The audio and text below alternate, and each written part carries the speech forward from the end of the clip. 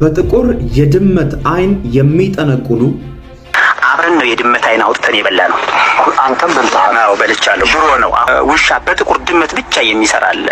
እንደውም መጽሐፌ ላይ ለአንድ መምህር ጥንቃቄ ስል አልጻፍኩትም እንጂ ደብረ ማርቆስ እያለን የመጀመሪያ ስማት ያደረግነው በድመት ነው። በጥቁር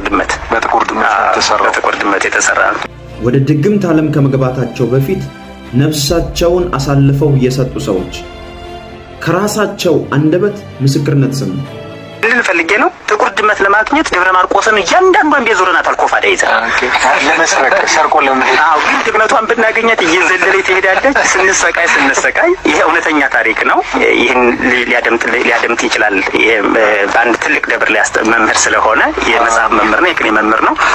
አብረን ነው የድመት አይን አውጥተን የበላነው። አንተም በልተሃል? አዎ በልቻለሁ። ድሮ ነው። አሁን መናፍስቶች ለምን ገንዘባችሁን ይጠቀማሉ? ለምን ዕቃችሁን ይጠቀማሉ? ለምን ደብተራችሁን፣ ለምን ልብሳችሁን፣ ለምን ፎቶአችሁን ይጠቀማሉ? ለምን የእናንተን ነገር ይጠቀማሉ? መንፈስ ዓለም ላይ ያሉ መናፍስቶች ወደዚህ ምድር ለመግባት አክሰስ ለማግኘት የሚዳሰስ የሚጨበጥ ነገር ያስፈልጋል። ኢቭን የእናንተ ምንም ነገር ከሌለ አስዩም አድርገው ወረቀት ላይ በስክሪፕቶ ስለው ይሄ እንትና ነው ይህቺ እንትና ናት በማለት ስማችሁን አስቀምጠው ይደግማሉ። ወረቀቱን ያቃጥላሉ፣ አመዱን ከዛ ይበትናል። ጥንቆላ ሲሰራ ብር፣ ወርቅ፣ ቁሳቁሶች ያስፈልጋሉ። ባለፈውም ጊዜ እንደውም አንተ ስታጫውተን በደንብ የተደገመበት ብር ነው። ለምን አስፈለገ ብለው የጠየቁ አድማጮች አሉ። ቁስ ነገር ይፈልጋል ሰይጣን። ደም ይፈልጋል፣ አጽም ይፈልጋል፣ ብር፣ ናስ፣ ድንጋይ፣ የድንጋይነቱ ይለያያል። ብር፣ እነዚህ ነገሮች ይፈልጋል። ይሄ ማለት በእነዛ እጽዋቶች ወይም ደግሞ ብርና ናሶች ላይ ታወርሰዋለህ። ሁልጊዜ ላለመድገም ማለት ነው። ሁልጊዜ ላለመድገም እዛ ላይ ታረገዋለህ።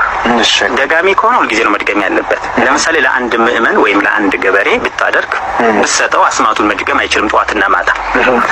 ስለዚህ በብሩ ላይ በናሱ ላይ ወይም ባለው ነገር ላይ ደግመህ ትሰጠዋለህ። ስለዚህ እሷን እኪሱ ላይ አድርጎ ይኖራል፣ ወይ አንገቱ ላይ አድርጎ ወይ ቀለበቱ ላይ አድርጎ ይኖራል ማለት ነው። በዛሬው ቪዲዮ እጅግ በጣም ጥልቅ የሆነ መንፈሳዊ ዓለምን የጨለማው ዓለም ላይ ያሉ ሰዎች እንዴት እንደሚሰሩ አሳያቸዋለሁ። አንድ በአንድ ስለማሳያችሁ እስከ መጨረሻው ድረስ ተከታተሉ። ይህንን ቪዲዮ አይተን እንመለስ። ድግምት ፓርት 1። ድግምት ማለት በድግምተኛውና በሰይጣን መካከል የሚደረግ ውል። ይህ እንዲሆን ድግምት በውስጡ 4 አካላትን ያካትታል። የመጀመሪያው የሚደገምበት ሰው ሲሆን፣ ሁለተኛው የሚያስደግመው ሰው